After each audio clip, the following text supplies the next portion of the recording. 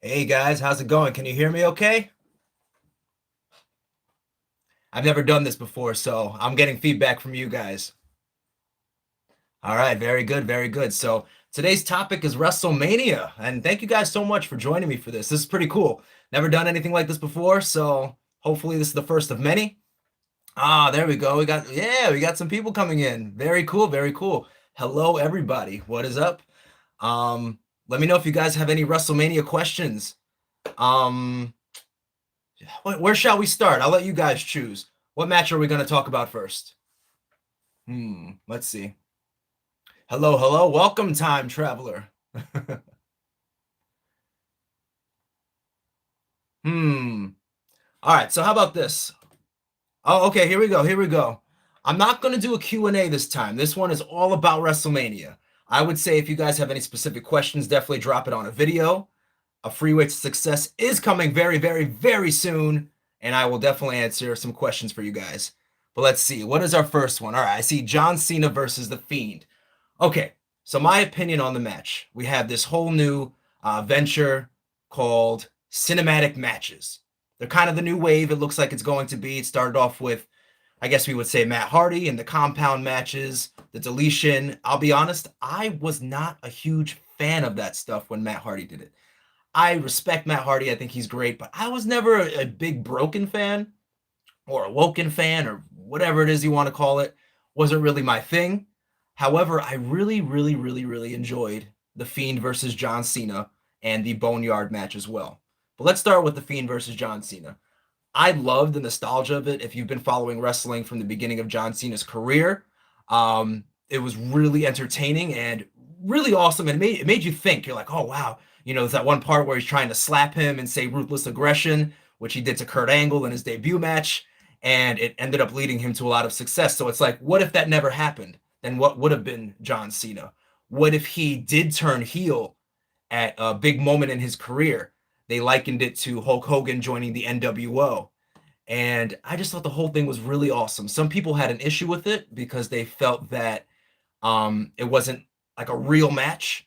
Because at the end, John Cena just kind of disappeared, like my pop sounds, and that was it. He was gone. So it wasn't a stereotypical match. It wasn't a 1, 2, 3 or anything like that. But I thought it was cool. So what did you guys think of that? John Cena versus The Fiend. I thought it was awesome. I don't think it's something they should do all of the time, but once in a while, I think it's worth it. All right, next I saw the Boneyard match, which kind of falls into the same category. So let's talk about that a little bit. I think with The Undertaker getting a little older, kind of slowing down a bit, things like this could actually add a couple of years to his career. I wouldn't suggest doing it at every WrestleMania. I see Sammy B also found the broken stuff stupid. Yes, yeah, I did too. I was not a huge fan. Well, I see some old. All right, you guys want to talk about some older matches too? The Rock versus John Cena. All right, let me finish up with the Boneyard, and we'll take it from there. So, I thought the whole thing was cool. I thought the way they had the Druids come out, the way they had AJ Styles entrance, I thought was really dope. I'm a big AJ Styles fan. I ever since TNA, I thought this guy has something special. I never really thought I'd see him in the WWE, but I am damn sure glad that he is here now. So that match, it had everything. It had the Undertakers. I'm glad they didn't take away like his magical mystique. He kind of still had that dark power. He was able to make fire come, make the what's it called, lightning come and strike. And I thought the whole thing was really, really cool. Very well done. Again, cinematic matches, good for every once in a while, not all the time. John Cena was going to turn heel, but Vince changed his mind. I'm still waiting for the day John Cena turns heel. As we've seen with The Fiend in the past, once he kind of beats somebody, they sort of turn back to an older form of themselves or just have some sort of mental, almost like a breakdown. So I'm hoping if we see John Cena return, he'll be a heel. All right, let's see. What else? What else? So let's try to stick with this WrestleMania if we can. Let's see. Any other matches that we talked about? Braun Strowman versus Goldberg from the Princess of Zion. All right. So that match, all right, there's been a big thing. It's kind of started with Brock Lesnar, where it's what I like to call who's going to get their finisher last match, where it's like, all right, I'm going to hit 4 F5s, you're going to hit 4 spears, and who's going to end up getting the pinfall. that was okay for a little while, maybe a couple of years ago when Lesnar was doing it and just Lesnar. But now they have Goldberg doing it as well. For me, I can do without it. It's not something that I think is really that cool. I was hoping the match kind of went on for a little bit longer, and as a lot of fans felt, I also didn't think Goldberg should have got the title from the Fiend to begin with. I mean, you can have Seth Rollins give him what, like 8 curb stomps and how many chair shots to the head in one match? Him still kick out, and then Goldberg beat him in like 2 minutes? Nah, not my cup of tea. All right, what else do we got? What other questions? I know some people asked about some older matches like The Rock versus John Cena. I saw on there in the questions. Yeah, those 2 matches I loved. I thought they were both great. I thought they played their role, and I would like to see a John Cena versus The Rock Part 3 before they both officially retire. All right, let's see. What other questions do you guys have here? Scrolling through. What's up, guys? Thanks for coming, guys, man. That was great. What about Kevin Owens jump off the stage? To me, that was the highlight. If there was one spot throughout all of WrestleMania for both nights, that was the highlight for me. It was just really well done. I'm glad that Kevin Owens ended up being the victor in that match because I feel like he was on a very, very long losing streak, and he kind of needed that win. Now, sometimes I feel like I'm a little bit of a fortune teller, and I do anticipate Drew McIntyre's next big rivalry against Seth Rollins. Let's see if I'm right about that. Sami Zayn versus Daniel Bryan. To be honest, I didn't love that match. I thought it was okay. I thought it was fine. It did what it needed to do. I'm glad Sami still left with the title. Now, I would kind of like to see Sami Zayn who wrestles a little bit more, because recently he hasn't. It's just kind of been more gimmicky, a little more character. He's kind of this goofy, annoying heel, which really works for him, and I'm cool with that. But I would also like to see some more wrestling from him. Otis versus Ziggler, and I see you have the crying laugh face, time traveler. I thought going into WrestleMania, this is one of the best stories. The best stories. A lot of people said Bobby Lashley and Lana. That was just kind of, and I agree. It didn't really work. But Otis and Mandy worked. It worked. And I was very skeptical of Otis in his debut. I was like, I don't know about this guy. He's just like, take. Not really, not really my thing. However, I've been proven wrong. He's kind of become that role of a comedic wrestler, maybe something like a Santino Marella or an R-Truth. And I honestly think it can work for him. Maybe for years and years. Eventually he might have to switch it up, but I think it was awesome. How about John Morrison versus R-Truth? Who do I think would win between the two of them? At this point in time, I would have to give it to John Morrison. R-Truth has become a little more on the comedy side, so I would think John Morrison would take that. Ooh, Edge versus Randy. Let's talk about Edge versus Randy. This was the match I was looking forward to the most out of all of them. I was let down. As a fan, I was let down, and I don't really think it's their fault. With the pandemic happening and, no fans in attendance, I think they kind of envisioned the match going a lot differently. But one thing that I noticed, these long matches with no fans, they just don't work. They just don't work. I mean, they're walking around backstage, throwing punches and kicks, etc. for 40 minutes straight. And I'm just like, can we be done? Can we be done? I think they would have had a much better match if it was in a wrestling ring. And I hope it's not too long before we see Edge again, because I think not that he has to redeem himself, but I would like to see from start to finish a really, really dope Edge match. Let's see what else. All right, someone isn't a big fan of me here with the same last name. That's cool. I get a lot of that. Do I know about the Great Khali? What is there to know about the Great Khali? Let's talk about Drew versus Brock. Same thing. This was just like Braun versus Goldberg. It was literally an identical match. Just finisher, finisher, finisher, finisher. Who's going to finish off the match with a finisher? That's it. That's not enough for me. I need a little bit more than that. So, yes, I agree. Edge versus, I think for the Edge versus Randy match, if it was about a 20-minute match, Fang, I see you said that would have been better. So much better. 20 minutes, end it there. Kind of a short and sweet. I know that's relatively short for any sort of last man standing, no holds barred match, but I think that's what needed to happen, and it didn't, unfortunately.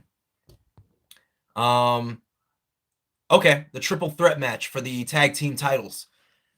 Yeah, I thought that was interesting. I enjoyed the match itself. I do see that on an upcoming SmackDown, they're going to have another triple threat with the other tag team partners for the tag team titles. I don't think they should do that. It should have been a one and done. Miz couldn't make it, so therefore the show must go on, and here's what we're going to do. But I don't think they should have pre-planned tag team matches with one participant of each team. That just doesn't really make sense to me. But as far as the ladder match itself at WrestleMania, I really enjoyed it. I thought the finish was really cool. How, Kofi and I believe it was Jimmy Uso dropped the tag titles, and Morrison was right there on the ground just to scoop them up to claim victory for his team. Let's see.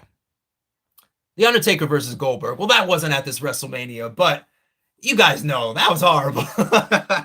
That match just, Goldberg got hurt early, and Undertaker's a little older. It was just a rough match. It was just a really rough match. I know I see some people like, let's talk about you. We're not here to talk about me today. We're talking about WrestleMania.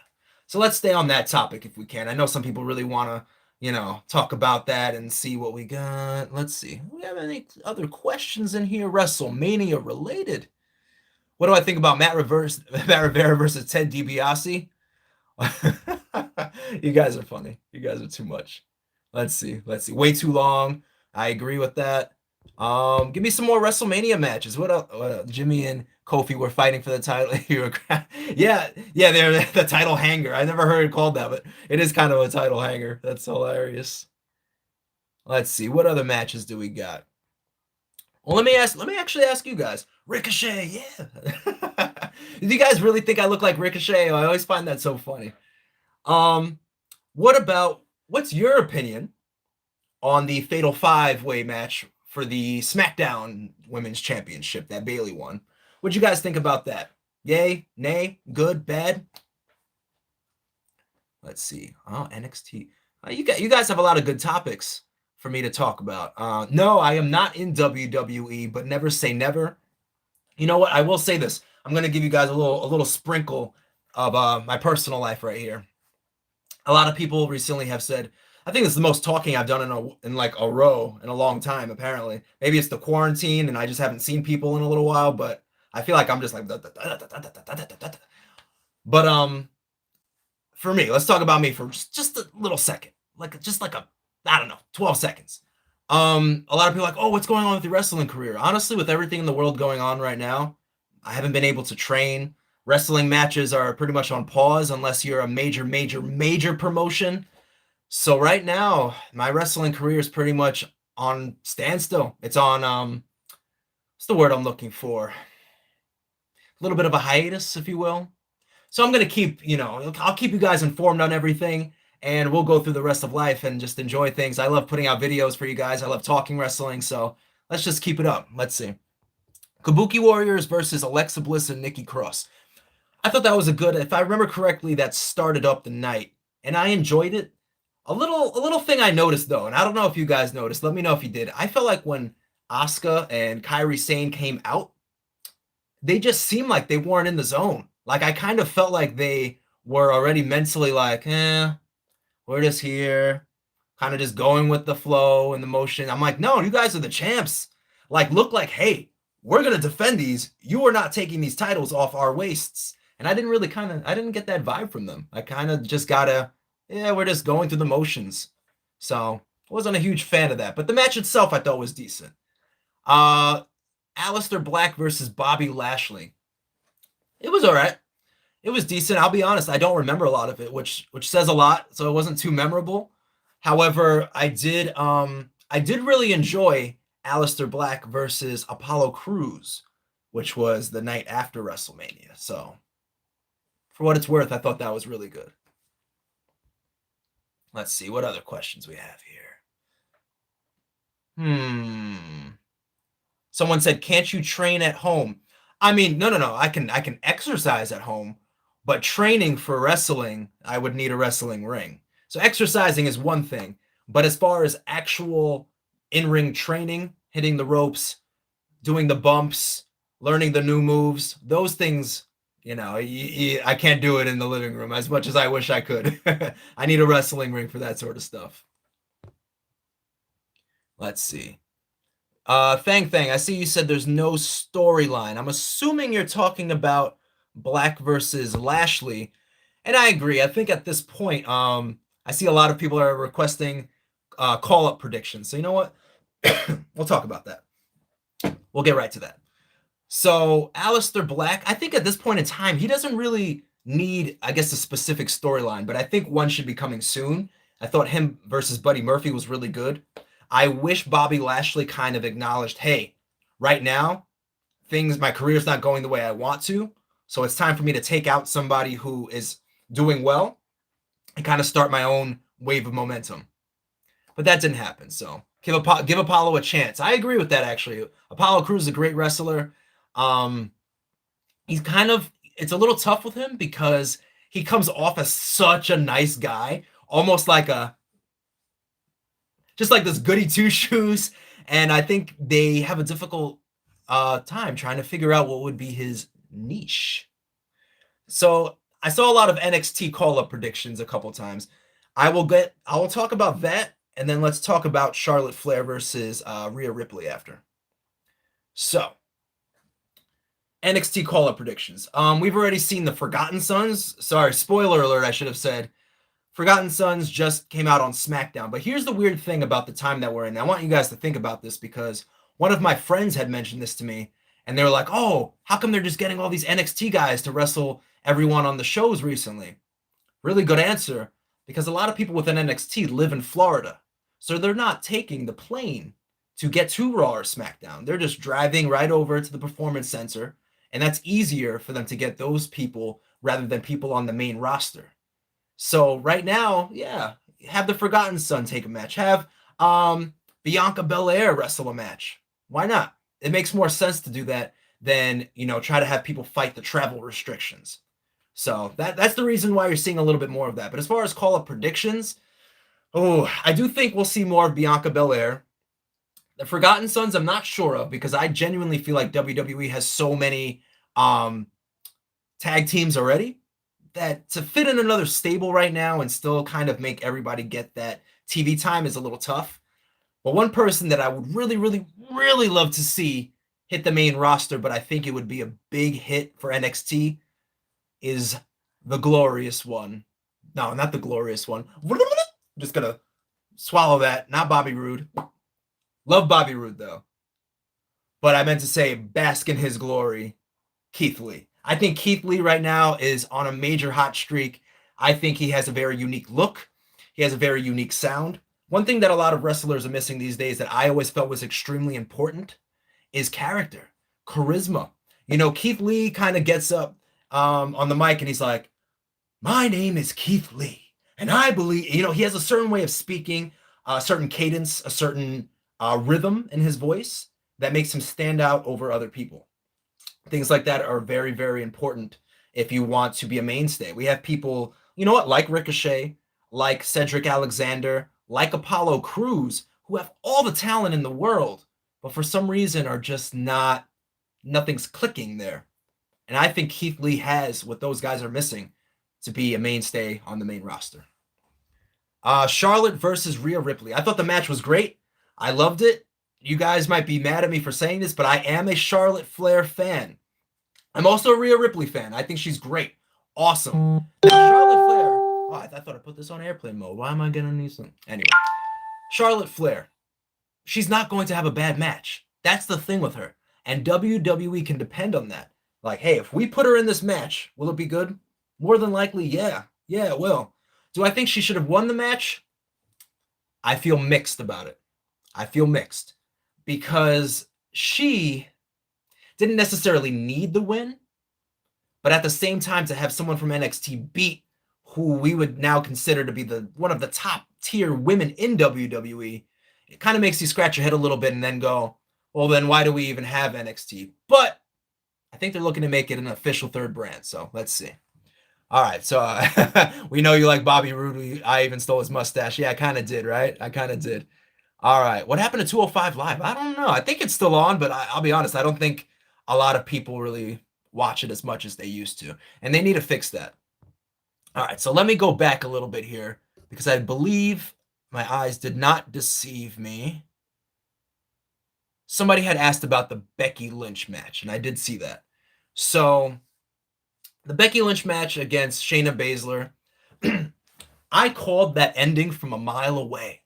One thing I hate, and they did it with Samoa Joe, so I was very, very, very surprised they did it with Shayna Baszler, is when someone has the sleeper hold that they roll to the mat and kind of get them in that pin and catch them off guard with the quick 1, 2, 3. That happened to Samoa Joe so many times that I really, really, really did not think they would have the match with Shayna Baszler end the same way. I was disappointed, to say the least. I just thought, I'm like, really? You guys couldn't think of anything else? I thought the roll-up was good. Now, what I would like to see happen from here is Becky Lynch go against Shayna Baszler for a rematch in a submission match. They each have submission moves, so I think that would be ideal, right? Wouldn't that be cool? By the way, Mr. Rivera, I like turtles. Very welcome. I like turtles. I also like turtles. All right, let's see. What other questions do we have here? Do you think that Christian was underrated? A little bit. I'll say this about Christian. He had, I know they called him Captain Charisma, but I don't think people realized how much charisma he had. He was actually a really funny dude. I think Christian could have done a little bit more in his career, and he's someone I would like to see have one more match. One more match. I enjoy Christian. Even a Christian and Edge tag team reunion, I'm all for it. I'd like to see that happen. Let's see. Have I watched the new wrestling movie? I haven't seen the wrestling movie yet. The Main Event. Haven't checked it out yet. I saw a small clip of the Big Show, and I gotta say, I'm happy for Big Show. You know, being 7 foot and being that heavy, it's really hard to maintain a wrestling career for as long as he did, and I don't think enough people give him that credit. But the fact that he's getting into acting and has his own show on Netflix, I think is really cool. I think that's really awesome. Haven't seen it yet, though. Only a small clip, and I thought it looked kind of fun. All right, let's see. Otis versus Dolph Ziggler. I did talk about that a little bit before. What other matches do we have? Should I look some up? What else am I missing from Mania that I have not touched on yet? Let's talk Street Profits versus Austin Theory and Angel Garza. What did you guys think about that? Before I even say anything, I'll wait. What did you guys think about the tag team match between Angel Garza and Austin Theory versus the Street Profits? Were you guys a fan of that? Did you dislike it? What do you think?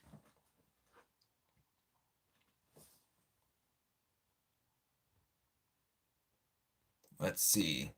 A lot of people are asking me, but meh, I liked it. Meh, decent. That's kind of how I felt about it too. I was just like, it's all right. It was fine.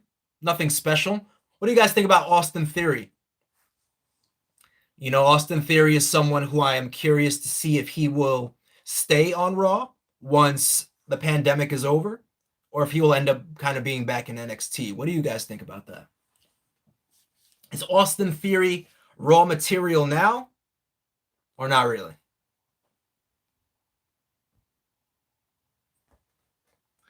And I know you guys saw that spot where Montez Ford took a WrestleMania dive and really, really, really crashed and burned. I shouldn't laugh. That's terrible. But he's okay. So there's that. So I feel like I can laugh a little bit, right? Let's see. Austin Theory didn't even do nothing in NXT, and they already put him on the main roster. Yeah, we do see that sometimes. You know, someone might debut in NXT or maybe just stay for a little while. Angel Garza wasn't there very long. I know he won the Cruiserweight title, but he had a very, very short time in NXT. And that's right. You know what? Someone just said something, and I'll get to that in 1 second, actually. So Austin Theory I think he has all the potential in the world. I'm not sure if right now is the best time to call him up. Maybe while they're, in the pandemic and they're getting a lot of NXT people on the main card anyway. But after that, we'll see. Yes, and if you guys haven't, make sure you wash your damn hands, all right? Stay clean during this time. We don't want to spread any germs. Elias versus Corbin. Thank you for that time, Traveler. I thought the match was okay. Nothing that special. I think with Elias and Baron Corbin, actually, they don't really know what to do with them. They're kind of just there. And I feel that way about a lot of wrestlers.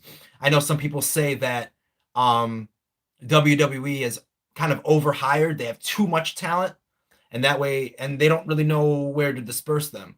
I think they should disperse more people on 205 Live and NXT UK and kind of, spread it out a little bit.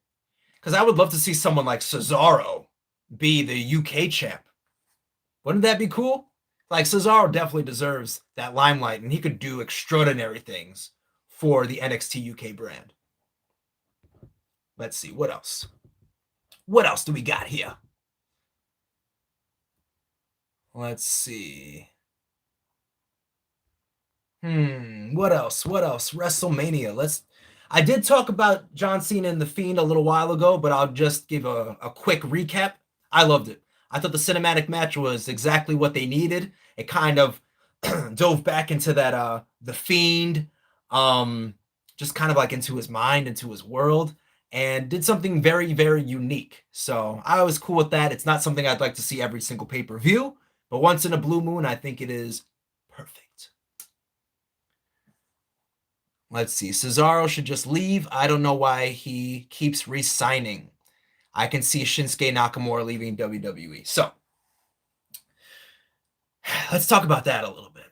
I think before these guys leave, I personally, let's just say I was booking WWE, I would put Cesaro in NXT UK, have him jump the line, have him go against Walter. I know that's kind of what Finn Balor is doing right now, but if Finn Balor wasn't in the picture, I'd have it be Cesaro because I think he can really, really turn some heads in NXT.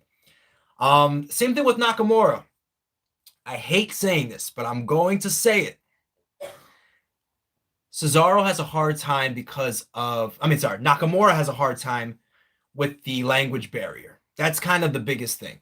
And the Sami Zayn being his manager or his mouthpiece, it doesn't really work that well. I think they should put him back on NXT and kind of just see what happens with him. And if that doesn't really hold, maybe something else like, AEW might be better for Nakamura. That's just my opinion. Let's see, what else? A Drew versus Cesaro rivalry would be pretty cool. Cesaro versus Drew Gulak. I enjoyed that. I enjoyed the match. I thought it was really good. I'm very interested to see how the Daniel Bryan, Drew Gulak dynamic unfolds because they're going to turn on each other. They're going to turn on each other. It's going to happen. It's only a matter of time before one turns on the other. I'm sure maybe the IC title might be involved, maybe not. I think it should be. One of the two should win it. And whether, Bryan wins it and Gulak is jealous or Gulak screws Bryan out of winning it, it's going to come down to something like that.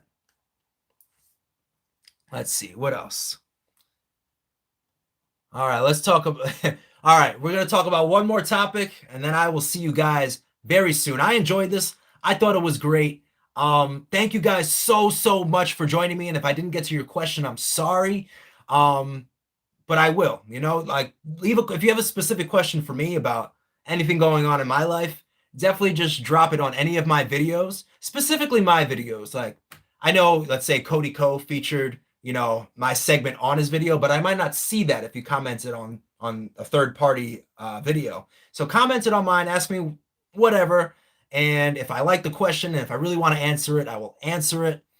One cool thing about the live stream, I can tell you what's upcoming.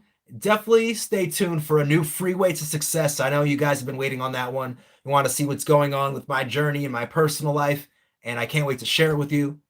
And also, I will be sharing a new road story. This one's specifically about Christopher Daniels. Now, you might be like, oh, okay, Christopher Daniels. Maybe that's not as cool to you as the Maria story or the Roddy Piper story, but no, it's really cool. Specifically because that story picks up from my TNA tryout. It's literally what happens right after the tryout, before I even walk out the door. I have a story that involves Christopher Daniels. So stay tuned. Thank you guys so much for joining me. And yes, the last thing I did want to comment on, I did see the EC3. I don't know what they're doing with EC3, because that man has so much charisma. They should literally just pair him with Drake Maverick and have them do exactly what they were doing in TNA. And I don't know why they're not.